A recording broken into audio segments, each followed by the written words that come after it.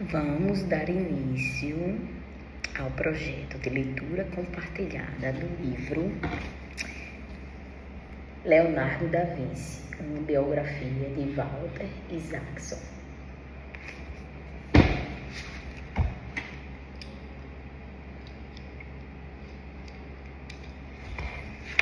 Não vou ler os agradecimentos, pois não tem a ver com a biografia. Nas primeiras páginas, ele faz uma coletânea com os personagens principais da vida de Leonardo.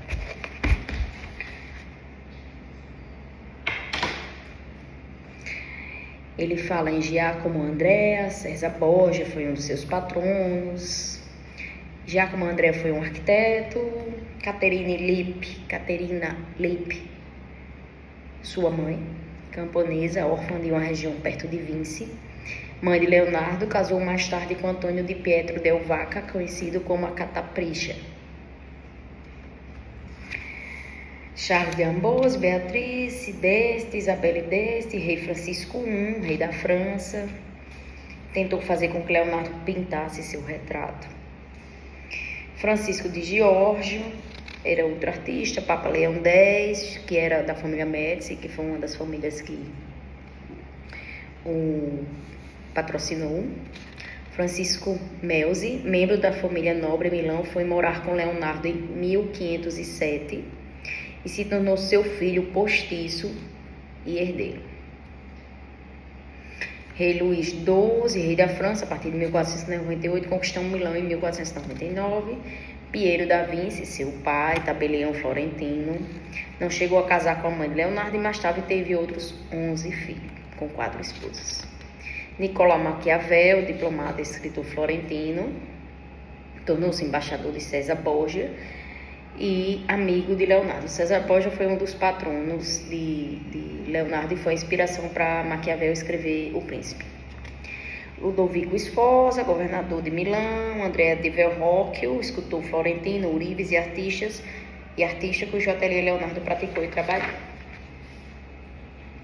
Nota sobre a capa. A imagem que ilustra a capa é um detalhe de uma pintura a óleo que está na Galeria degli Uffizi, em Florença, e já se pensou tratar-se de um autorretrato, com base em análise de raio-x. Hoje é considerado um retrato de Leonardo pintado por um artista desconhecido nos anos 1600.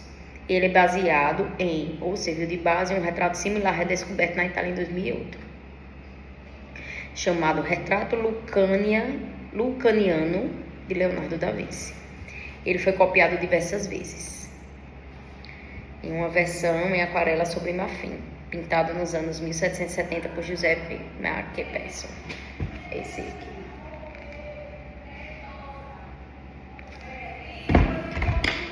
Nota sobre moedas na Itália.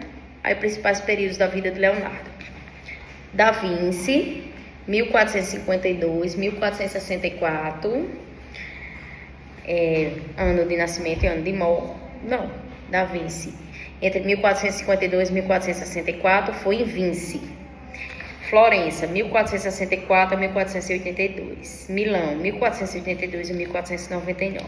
Florença, 1500, volta para Florença, a 1506. Milão, 1506 a 1513. Roma, 1513 a 1516. França, 1516 a 1519. Aí aqui tem um mapa do tempo, com algumas imagens e alguns anos. Alguns desenhos. Esse aqui tem que ver, ó, a Mona Lisa. Esse tem que ver pessoalmente.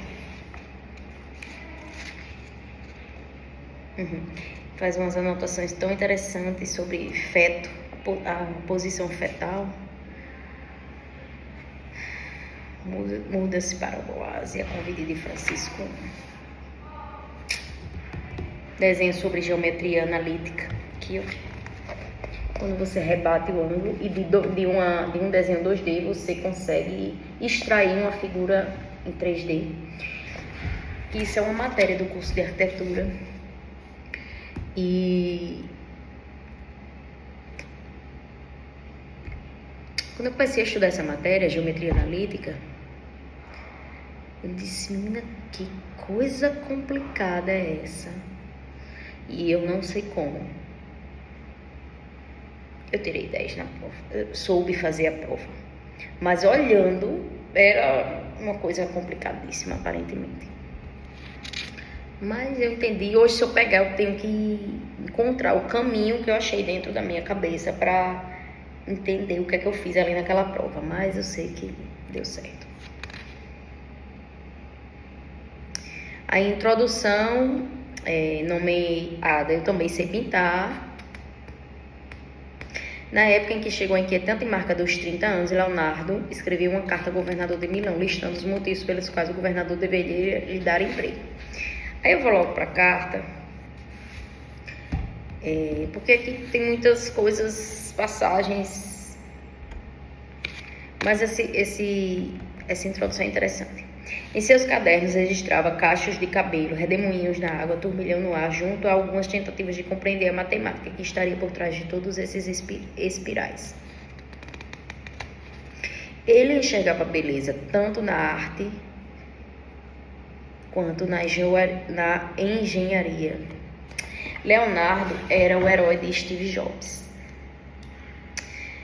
Por isso ele desenvolveu um celular potente e belo. E a habilidade em combinar as duas coisas foi o que o transformou em um gênio. Útil e belo. Por isso que eu admiro a Bauhaus. A Bauhaus encontrava beleza na utilidade. Aquele xadrez que as peças são em formato do movimento da peça é perfeito. E eu vou voltar lá em Berlim para comprar esse xadrez.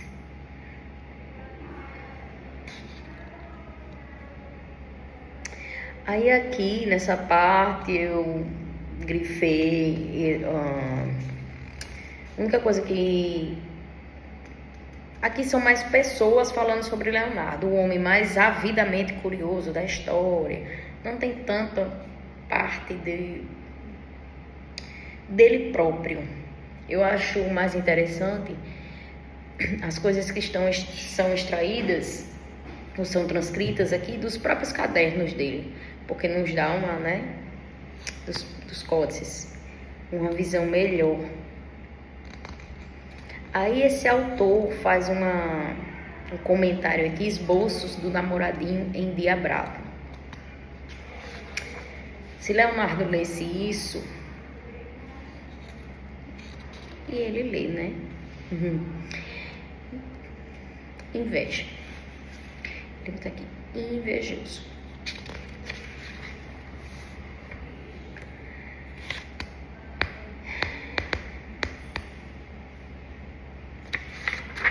Aqui são mais pessoas falando sobre ele. Aqui é a cidade de Vinci. E a igreja que Leonardo foi batizado, ainda está lá. E a pia batismal também ainda está lá. Se eu vou voltar lá. Aqui é a infância. Vamos lá. Eu grifei algumas partes. Leonardo da Vinci teve a boa sorte de nascer fora do casamento. Caso contrário, provavelmente teria se tornado tabelião. Assim como meu avô João era tabelião. Elaborar outros documentos jurídicos em latim. Interessante. Palácio de la Senhora, sede do governo. Esse Palácio de la Senhora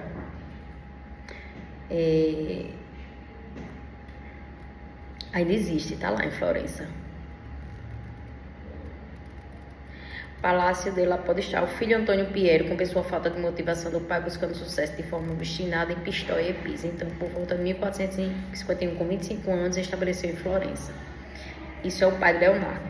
Um contrato firmado por ele naquele ano trazia como seu endereço comercial o Palácio della Podestà, o edifício dos magistrados, que hoje abriga o Museu Nacional de Bargello, localizado de frente para o Palácio della Senhora, que está lá. Esse Museu Nacional de Bargello não cheguei aí, mas quando eu voltar de novo lá eu vou. O único registro que tem, porque ele não foi registrado, né?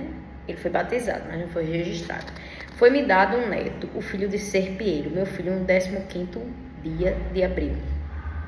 Sábado, na 3ª hora da noite, por volta das 22 horas, ele carrega o nome de Leonardo. Isso foi o avô dele, Antônio, que registrou. Em um documento fiscal emitido 5 anos depois, apenas seu primeiro nome. A mãe de Leonardo não foi considerada digna de ser mencionada no registro feito por Antônio, nem em nenhuma certidão de nascimento. Por muito tempo, sua identidade foi um mistério. Na verdade, era uma menina pobre e órfã de 16 anos, chamada Caterina Lippe, que morava na região de Vinci. Provavelmente, essa família deve estar lá ainda, né? Lippe. Porque os vinhedos da área lá próxima de Vinci, em Anchiano, pertence à família de Leonardo, os descendentes, né? Caterina envolveu-se em junho daquele ano com Piero, um homem próspero e renomado, em 1451, que tinha então 24 anos, embora tenha sido descrita por um biógrafo antigo como alguém de sangue nobre. Olha que interessante. Um biógrafo antigo a descreveu como alguém de sangue nobre. Era de uma classe social diferente. Era provável que Piero já estivesse comprometido com um par mais adequado à sua classe social. Leonardo pode ter nascido em um chalé de pedra instalado ao lado da casa da fazenda, a 3 quilômetros de Vinci, na aldeia vizinha de Anchiano, que é uma choupana de pedra que está lá, que é o Museu Leonardo da Vinci. Leonardo nasceu um sábado e no dia seguinte foi batizado pelo padre local. A pia batismal ainda está lá. É que uma era de ouro dos bastardos. Leonardo era membro de uma família de classe média, mas foi afastado dela, assim como muitos escritores e artistas. Ele cresceu sentindo que fazia parte do mundo, mas também que não pertencia a ele.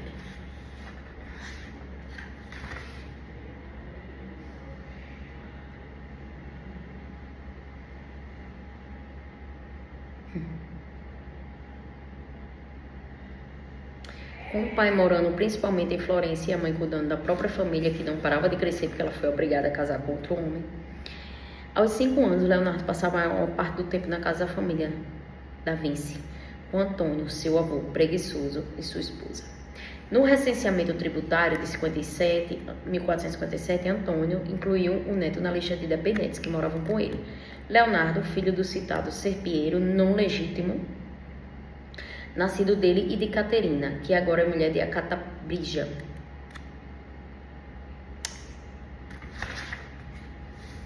Discípulo da experiência, discípulo da experiência, ele escreveu no seu códice.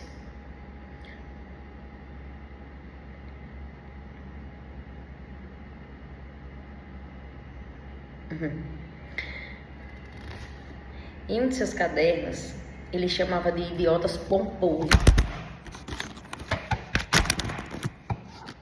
Nossa. Vou até deixar isso gravado. Foi do nada isso. Quer dizer, do nada não, né? Em um dos seus cadernos, ele chamava de idiotas pomposos que o desacreditavam por causa disso. Estou perfeitamente ciente de que o fato de não ser um homem das letras pode levar certas pessoas presunçosas a acreditarem ter razão ao me criticar, alegando que sou um homem sem instrução. Tolice, 3 pontinhos. Elas ficam desfilando por aí, cheias de pompa, com o nariz empinado, adornadas não por obra do próprio trabalho, mas dos outros. Elas dirão que por não ter sido educado pelos livros, eu não sou capaz de expressar de forma adequada o que desejo escrever. Mas não sabem que os objetos das minhas investigações requerem experiência e não as palavras de outras pessoas. Eu diria isso. Dessa forma, Leonardo foi poupado de ser treinado a aceitar a empoeirada escolástica, os dogmas medievais. Sua falta de reverência às autoridades e disposição a sempre questionar o conhecimento recebido levariam a elaborar uma abordagem empírica para a compreensão da natureza, que antecipou em mais de um século o método científico desenvolvido por Bacon e Galileu. Seu método era baseado na experimentação, na curiosidade e na habilidade de se admirar com fenômenos nos quais o restante de nós dificilmente presta atenção após a infância. Era uma boa época para crianças com tais ambições e talentos. Nascer em 1452. Porque Johannes Gutenberg tinha acabado de abrir sua editora e logo outros estavam usando a prensa de tipos móveis para imprimir livros. Aqui vai falar um pouco da parte histórica. Aí aqui eu grifei um seguinte trecho. A memória onírica de Leonardo pode ter sido simplesmente...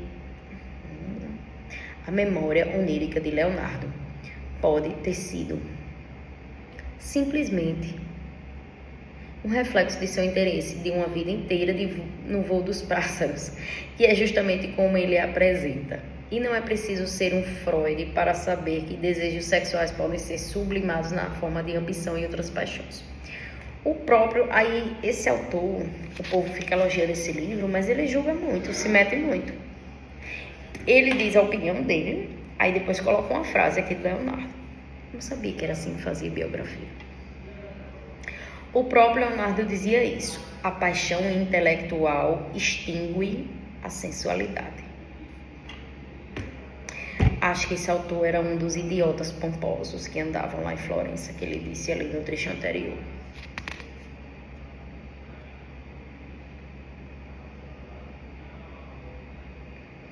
Uma fonte melhor para se compreender as motivações e a formação do caráter de Leonardo está em outro registro de suas lembranças, sobre uma caminhada nos arredores de Florença. Ela envolve deparar-se com uma caverna escura e ponderar se deveria ou não entrar. Após percorrer uma boa distância perambulando em meio a rochedos sombrios, cheguei à entrada de uma grande caverna e fiquei parado na frente dela por um tempo atônito. Curvando-me para a frente e para trás, tentei ver se poderia descobrir algo por lá, mas a escuridão que ali havia dentro não me permitia fazê-lo. De repente, duas emoções contrárias brotaram em mim, medo e desejo. Medo da caverna escura e ameaçadora, desejo de descobrir se havia algo maravilhoso ali dentro.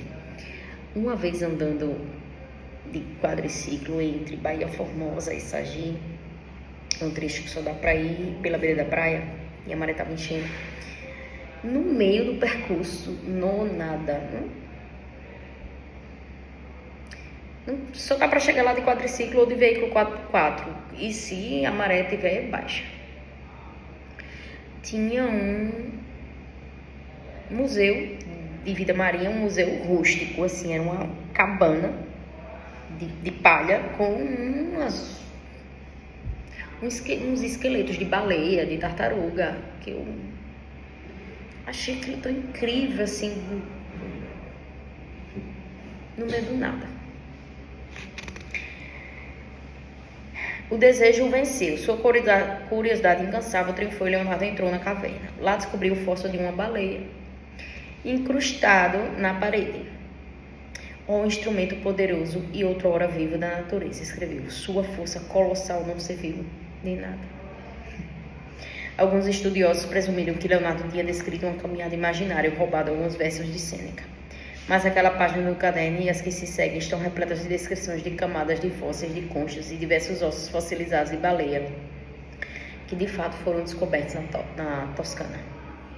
O fóssil da baleia desencadeou uma visão sombria do que seria ao longo de toda a sua vida, um de seus temores mais profundos, um dilúvio apocalíptico.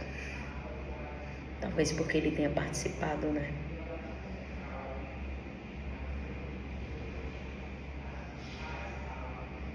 Quando ele era Anunnaki, ou quando ele estava na mesma época dos Anunnakis, que foi a época do dilúvio.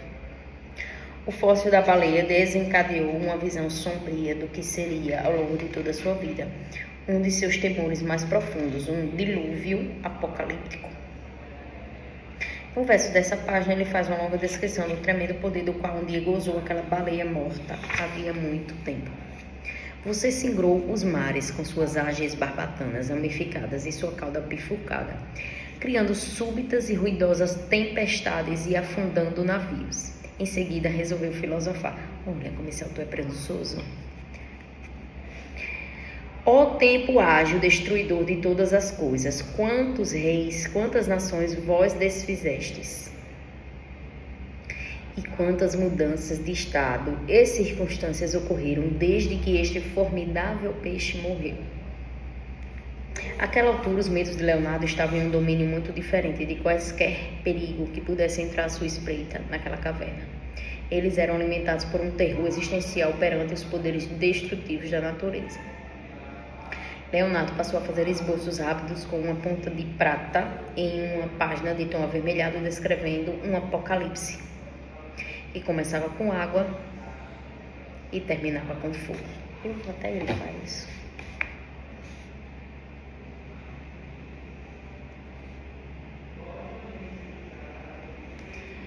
Os rios serão desprovidos de suas águas.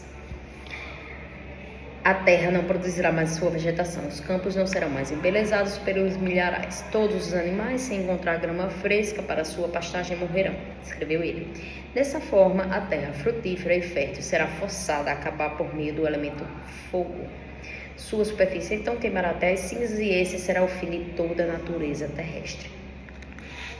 A caverna escura em que Leonardo entrou, impelido pela curiosidade, lhe forneceu tantas descobertas científicas quanto ricas fantasias. Duas linhas que se cruzariam muitas vezes ao longo da sua vida. Ele atravessaria tempestades literais e psicológicas e conheceria recessos sombrios da terra e da alma. Mas sua curiosidade pela natureza sempre o estimularia a explorar mais. Tanto seu fascínio quanto seus temores seriam expressos por meio da arte. Iniciando com a representação de São Jerônimo agonizando perto da boca de uma caverna e culminando nos desenhos escritos sobre um dilúvio apocalíptico. O fato desse autor desconsiderar totalmente a parte espiritual. Danilo e Mateus,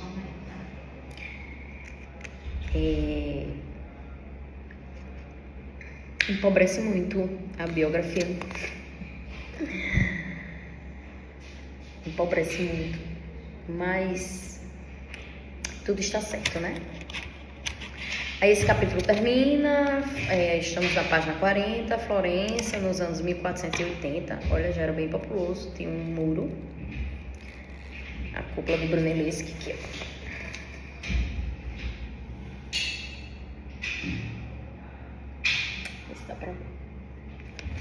Aí já começa o outro capítulo que a gente vai ver na próxima leitura, capítulo 2.